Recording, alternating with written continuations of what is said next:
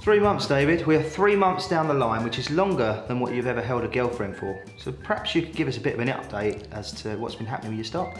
What a 3 months it's been, Chris. Trackmates sitting third in the table, up 29.7% over the 3 months.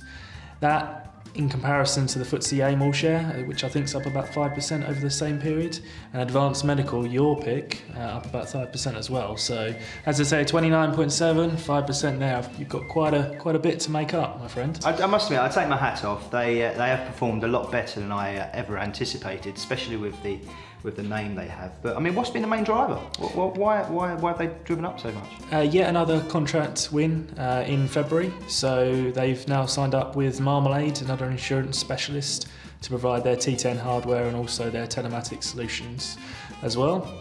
So that's a good contract win for them. That's about £1 million that's due to hit the revenue over the next couple of years. Which fundamentally means that the company's on to report pre-tax profits for 2014 of about 1.7 million. So they're in good shape then? Absolutely good shape, yeah, and I'm still confident going forward.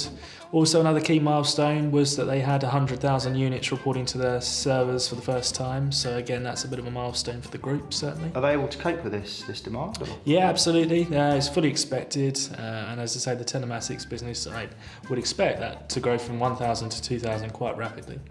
So where do you think you're going to be in the second quarter then, David?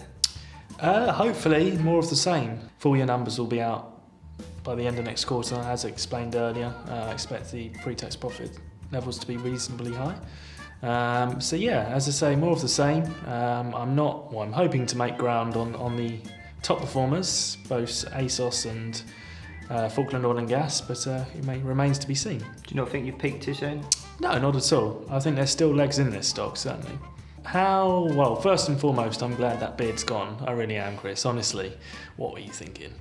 Secondly, how's the Astras and the Novartises of the world? Are they kind of, circling around your stock for a takeover, like you said earlier? Well, the good thing is, David, there is activity in this space, and for me, this stock is prime for a takeover target at some point in the distant future.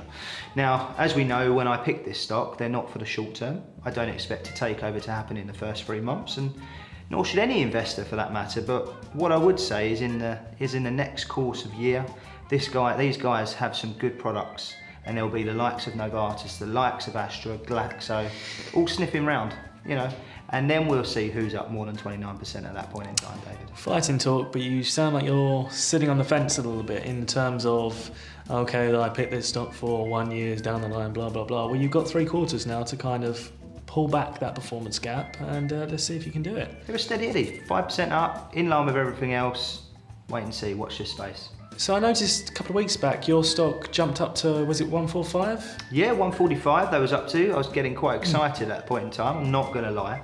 But after that point in time, we had some brokers come out with revised targets on the price, put a hold on around about 131, and that's exactly what happened with the share price. It's dropped back to 131, which is where we're at the moment, and it'll probably stay that way for a little bit just yet. Hats off to you, David. First quarter results, you are shining through and kicking my backside, to be honest with you. But we'll see what happens in the second quarter. Round 1, 1-0.